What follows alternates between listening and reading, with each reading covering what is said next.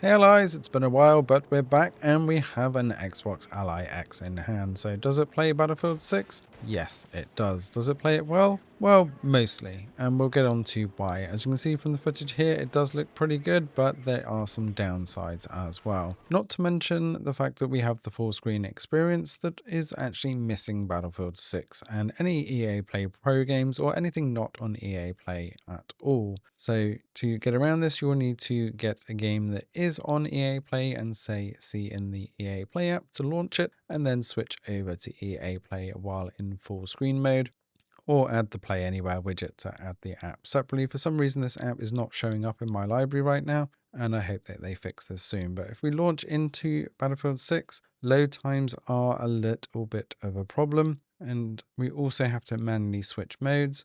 There is a big difference between the powered and non-powered modes in the Z2E version. As unpowered, we have 25 watts, just like we did in the previous Ally X, but powered, we actually have 35 watts. So I'm going to skip through the load here just so you can see how long this takes. And believe it or not, it takes almost 2 minutes to launch Battlefield 6.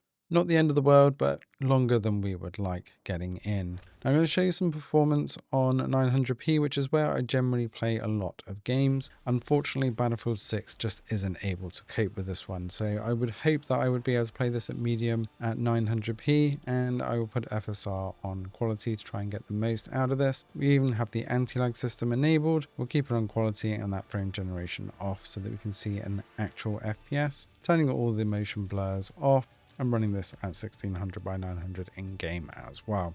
Unfortunately, though the FPS looks like it should be okay, I'm pretty sure that FPS figure is lying, because the amount of lag, the input latency in my game, as you'll see, I can barely even make it through doors because of the delays that are happening, is absolutely staggering. I can't believe I actually managed to kill a few people even with this, but 900p at 25 watts, even with FSR quality enabled, was really difficult to play. Now I did power this as well, and it does gain a few more FPS, but that lag just did not go away, and this is with nobody around me. As soon as I actually got into battle, it felt like there's people teleporting around me, and the fact that I could barely even move or keep straight was incredibly frustrating. So you will need to put this down to the lowest graphic settings, and to make it even more actually playable, you need to put this onto XeSS on quality and drop the resolution down to 720p as well. Now, as you can see, we're getting 60 frames per second, and this is actually powered at this point at 35 watts, pushing 50 to 60 frames per second, much more solid. But you'll see by my movements that that lag has gone, and I can actually control the game as I would expect. So that FPS, I would say, was probably correct in this instance. It might be a little bit higher, but definitely all that lag was gone and it was much more playable.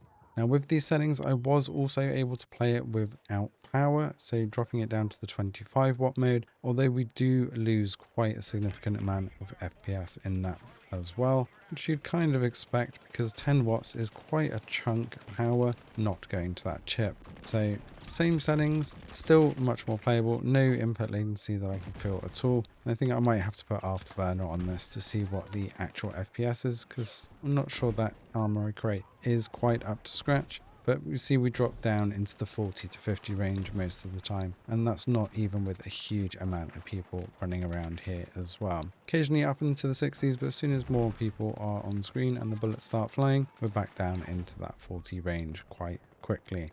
Overall though, it is playable, which is a huge bonus for the Xbox Ally X, being able to play Battlefield 6 out of the box. But that full screen experience is still taking a bit of a hammering, and also the fact that it takes a good few hours to set this up in the first place, even in full screen mode, means that Windows and Xbox have still got a long way to go to catch up to something like the Steam Deck. Let me know in the comments below what games you'd like to see, and we'll try and get some comparisons up against the previous Ally as well when I can. Let us know in the comments below if you've picked one of these up yet and what your experience has been so far, and if you've dived into Battlefield 6, give these settings a try. Thanks for watching, and see you in the next one.